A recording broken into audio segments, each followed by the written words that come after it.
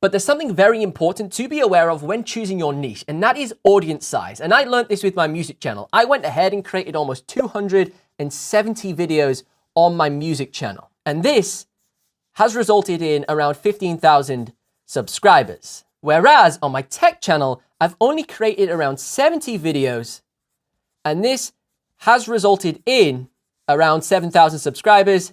The key difference is I started this music channel in 2020 and I started this tech channel in May, June of 2021. Initially, you wouldn't think the choice of your niche would be too significant because you think there's plenty of subscribers out there to grow your channel. You want 100,000 subscribers, 1 million subscribers. Surely there's enough people in the entire world that would want to watch this type of content.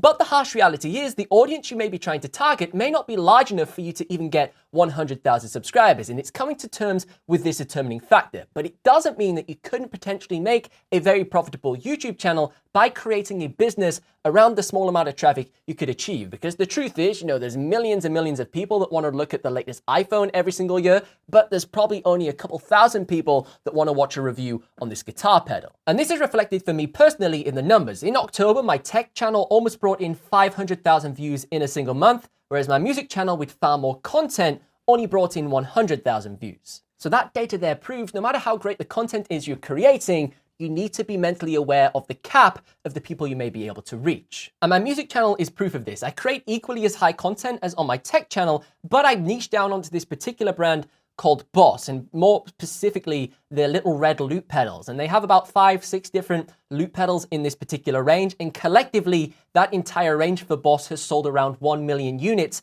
worldwide. But the key word there is worldwide. So you then have to factor in the language barrier. I'm making these tutorials in English, so people that don't speak English can't watch these YouTube videos, or with obviously the subtitles on. So then that means the actual audience size is even smaller. There's not 1 million people that could watch these tutorials. It's probably more like a couple 100,000. And the fact that I've managed to capture 15,000 people in an audience size that realistically could be around 100 to 150,000 people is around a 10% conversion rate, which is already pretty high and potentially capping out on this channel's potential unless I do some drastic changes. So being aware from the very beginning of the potential audience size that you're trying to capture within that niche is super important. But it doesn't matter if you can't get millions and millions of subscribers, because if you intend to take these people to different traffic sources, such as a website, and try and divert them elsewhere to build some form of consulting business or whatever it is, sell products to them, then it doesn't really matter, because you could dominate a really small niche and still create